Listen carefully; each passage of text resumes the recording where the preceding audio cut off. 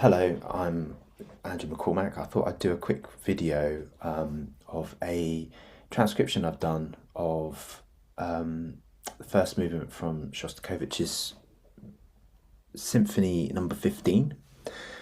And what I've done is transcribe the orchestral score into a short score, just to strip things back and really see what's happening structurally.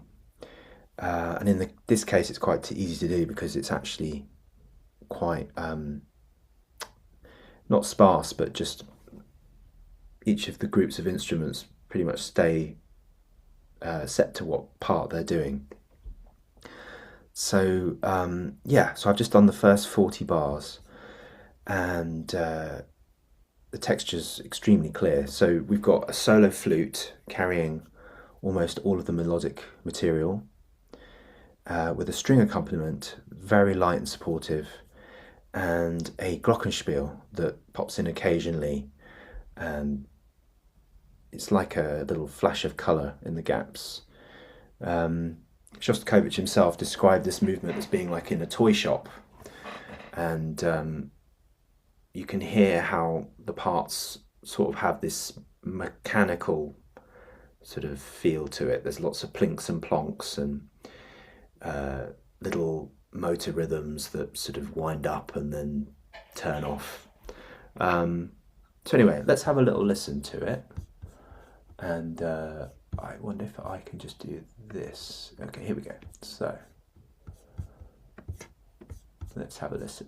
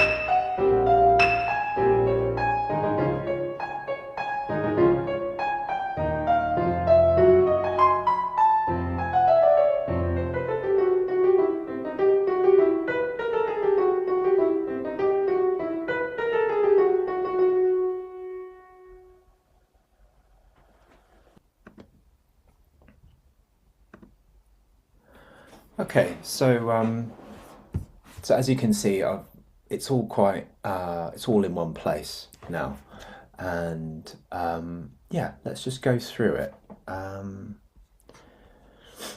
So if I can just zoom in, I might just get rid of my face so we just see this up front. Okay, so it begins with this glockenspiel thing, which is sort of acts as a sort of little introduction, and as you can see, I've broken this first phrase down into two motives. I've labelled it A and B, and the A is a rising arpeggio. Let's see if I can play it. So that's the rising arpeggio, and then B is a sort of falling scale of outlining a minor third. Sorry, there's a little echo, and that's because I've got this going through my clavinova, and it's triggering the Sibelius as well as the piano. So sorry about that, but anyway, as long as you can hear the pitches, that's all that matters, I guess. So yeah, you have that opening statement, and then the strings pizzicato, and they're outlining an open fifth of, I guess, the tonic. It's in A. I mean, the key signature is A, and even though the melody is an A flat triad, and then it resolves to the A.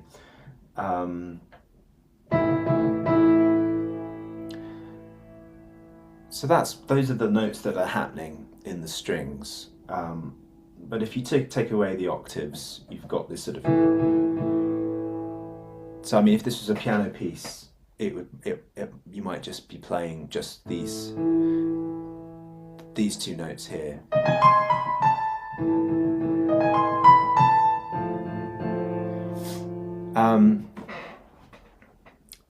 But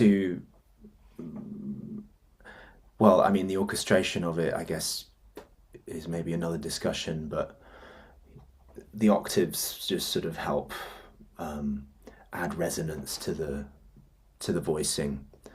It might sound a bit weak if it was just the cellos and the violas on their own. So as you can see here, I think he's using a lot of what's called sentence form structures. And that's basically, I mean, if you check out Schoenberg's sort of definition of it, it's where you have the statement of an idea, a repetition of that idea, usually with some sort of variation, and then an elaboration, which is where you are developing the statement in some way. And I think that's happening throughout the piece, or throughout certainly this first 40 bars. I think that's how he structures the music. And as you can see, I have labelled where I think this is happening, and I've just labelled it S for statement, R for repetition, and then E for elaboration. So straight off the bat, you can see that this repetition, it's varied in the harmony.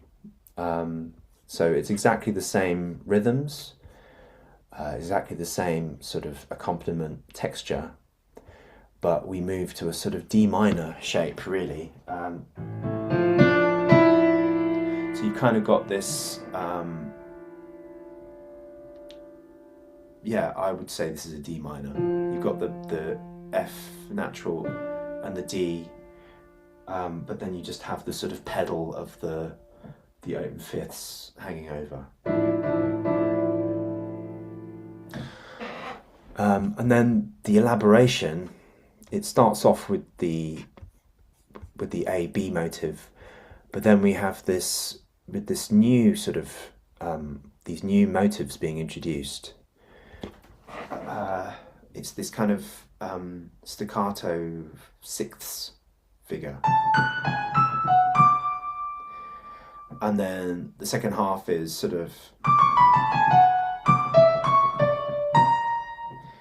and that scale, that gets used a lot later as well. But as you can see, I think he's built this out of the B motive. So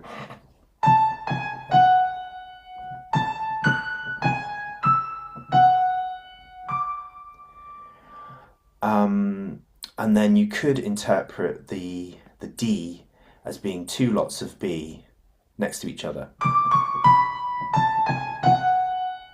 See that? So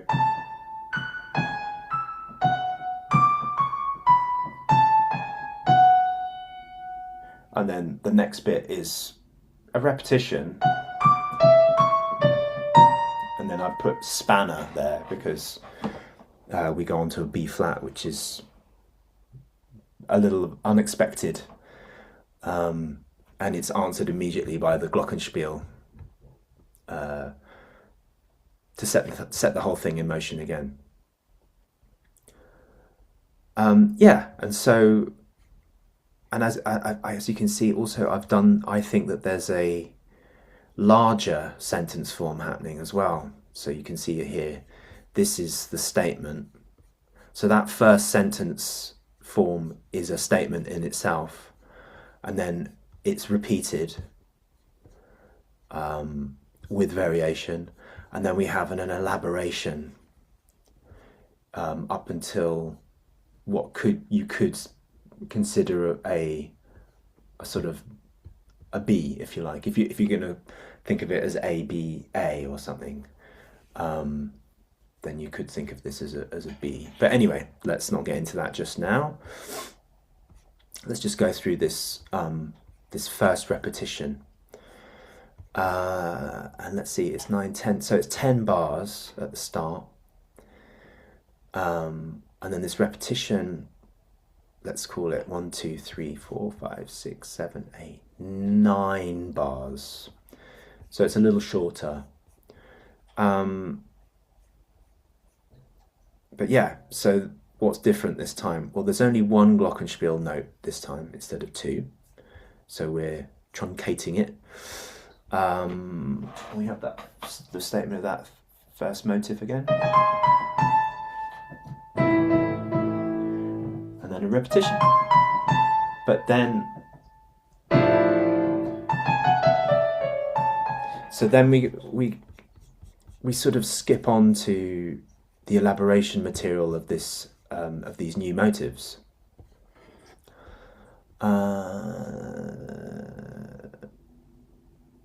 Yeah, I mean, you can see I've made little notes here about things that are occurring to me as I went through it. But yeah, we have that.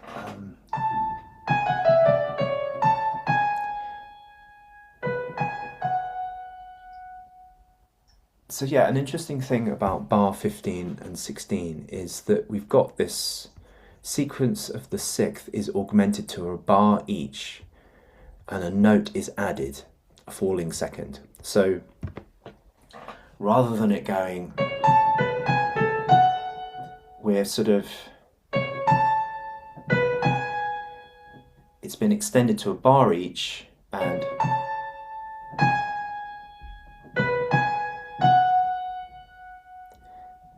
so it's a way of developing it where you're adding notes. This Glock plink is fitted in the gaps, same thing that's happening in the Pitts motor. I'm calling it a motor rhythm, even though it's not necessarily what we would think of as a motor rhythm in the traditional sense. It's more like a broken motor. So I think it's adding rhythmic, it's adding a rhythmic drive to it, but it's very stoppy-starty. So, but I'm calling it a motor rhythm. Yeah, and this sort of plink, it's almost like a false start, because you have that.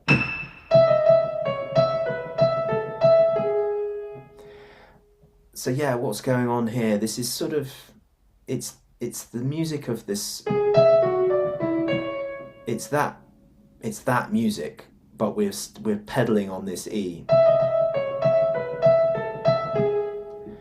So, yeah, it's like a pedal note. You've got the sort of falling scale stuff happening. Yeah, I don't know. That's what's happening. I've put a little break here because it's almost like an extra, just a little extra bit. You know, what would it sound like if he jumped from this bar to the next bit, which is the elaboration.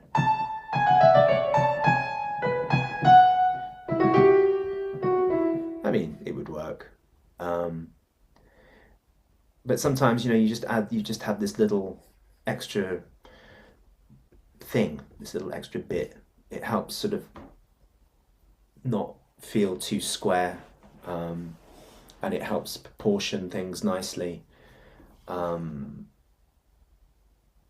first statement is 10 bars. The next statement, you know, if it was only 7 bars, it might feel a bit short. Okay, so this next bit, which is I'm calling the sort of elaboration of everything we've heard so far. I asked the question, is this a sequence of the B motive? Bar 21. That C minor shape could be substituted for an E flat shape, which is the A motive. So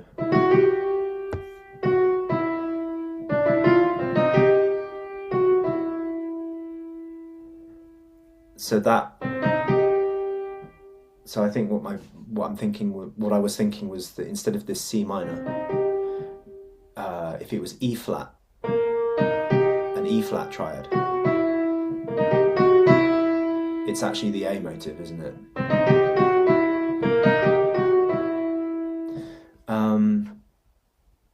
Also, interesting thing happening here harmonically. We've got this sort of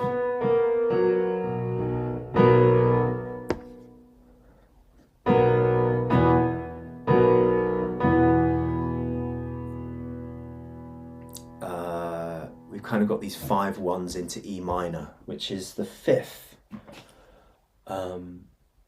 5 minor, I guess.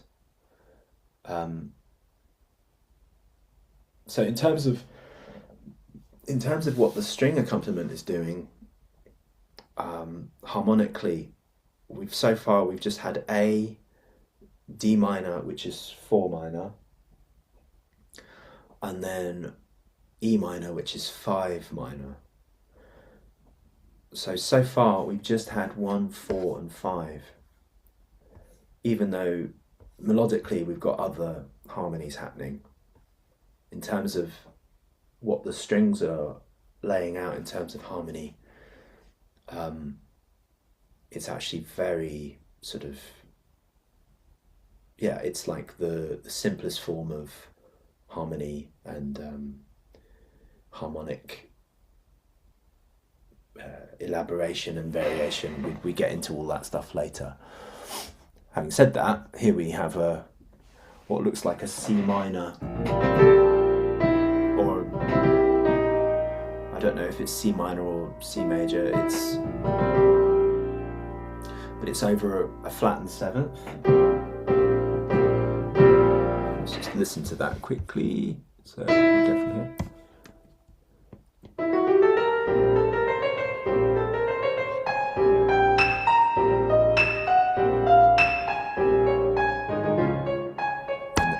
Yeah, and so then we get into the next bit. So let's just quickly look at what's happening melodically here. So we've got this sort of, so the large elaboration seems to be a series of 3 different statements and their repetitions. So we've got this one here.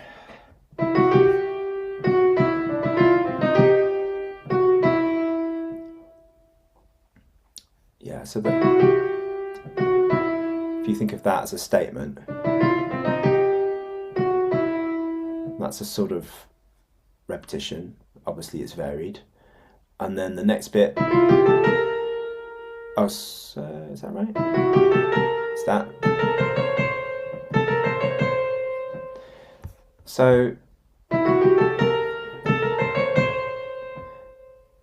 I mean, is it a repetition? I mean, rhythmically it's a repetition. I mean, it's the same music, isn't it? I mean, that's a repetition. So you've kind of got 3 repetitions in a way there. And then we get into this thing.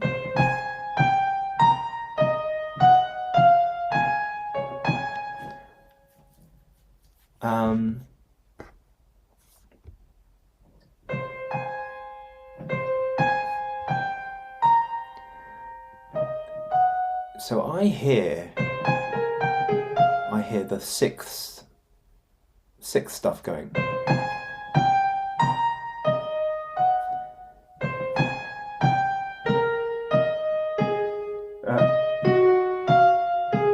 You know, if you were to just transpose these and turn them into 6.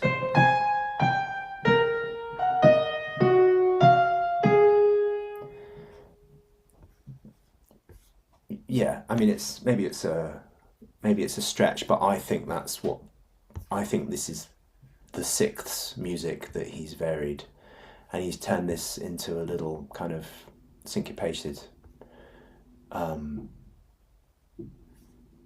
figure. As you can see, there's a statement and a repetition, and the repetition is down a tone, I think, and then we're into the next bit. Also, the other thing I should say is that the glockenspiel and the strings tend to play in the gaps.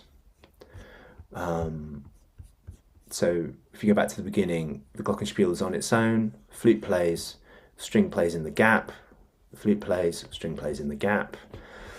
And here it's quite, you know, the glockenspiel is right in this gap here. We have a gap here and the string plays. And it's pretty much consistently like that.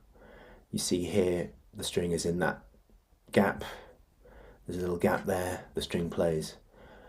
There's a little gap here, but the glockenspiel plays instead, then the string plays in that gap, and then the flute plays. So there's a lot of that going on. And this bit here, you've got the glock and the strings on the beat, with the flute part playing all the offbeats. So it sort of comes to a head, that sort of idea in this bit. Okay, and then so this next bit is sort of, so my notes here, it says, I feel like this is either a B or a foreshadow of the next section. The chord movement is actually the same as bar 4 to bar 6, but down a semitone and in the major, as well as changing over a beat instead of 2 bars. The F pitch is the same between D minor and D flat major. So if I just play this to you,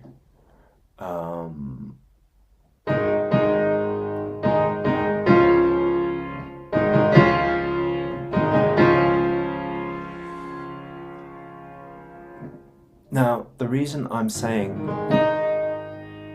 it's the same as the first bar, because it's,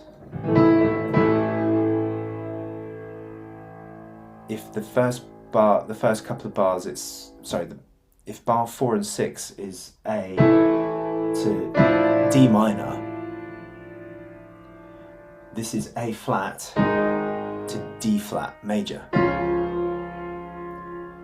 It's like a 5-1.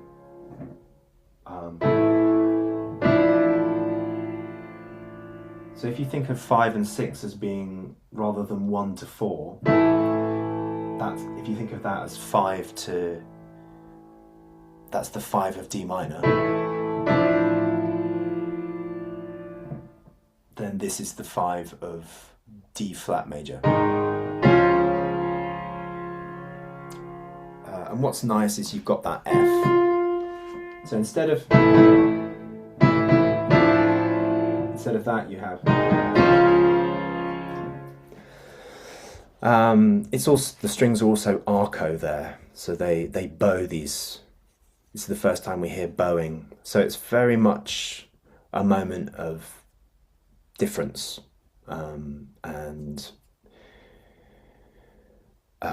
variety. Yeah, and then we've kind of got this thing in the flute.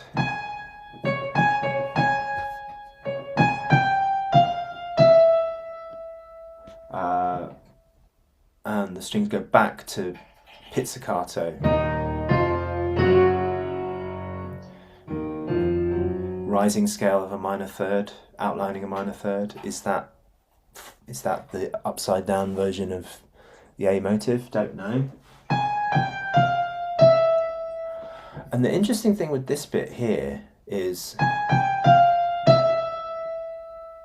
that E natural, if that was ahead of, it would be the same as the opening motive, wouldn't it? And you could, if you added the B natural below it, you know, it comes from that opening phrase. Okay, and so then bar 33, recapitulate the main motive but using the first repetition into elaboration, bars 13 and 14. The accompaniment is transposed / shifted up a semitone. The glock is now missing. Perhaps we are fragmenting and transitioning down for the next section. So we have so it's we're coming back to the beginning melody, but we just crack on with the sort of falling scale thing. And this time the accompaniment, instead of the A and E, we're we're doing Fs and Cs. So,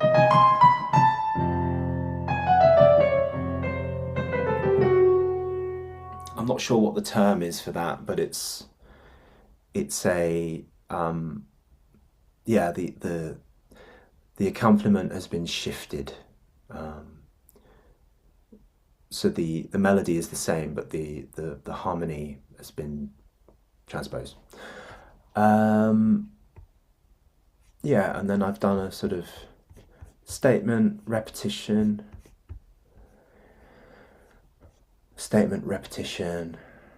transitioning down, lots of repetitions in the lower register of the flute solo. Yeah, so the flute is on its own after all of this. And we just have lots of repetition. So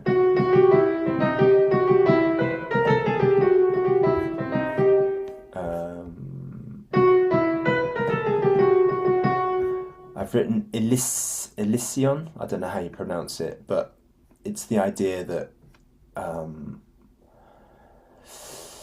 for the repetition, instead of it being this, it's like he's taken the notes away and just shifted it. But yeah, this whole passage is it's transitioning down. So we're sort of, the music is sort of dying down before we go into the next bit, which where the bassoon takes over, and the it's what we've heard before, but it's variated a lot more. Anyway, let's have a listen to it again, and yeah, thanks for watching. Let me know if you've got any thoughts yourself in the comments, and yeah, I'd like to do some more of these videos in the future. I get a lot out of transcribing music, as a jazz musician as well. It's a great way to learn what's going on, and it's a bit like having a lesson with the composer, because you can sort of get inside their head a little bit of what they're thinking. So yeah, I'll be doing some more of these. Hope you enjoyed it and hope you got something out of it. Thanks.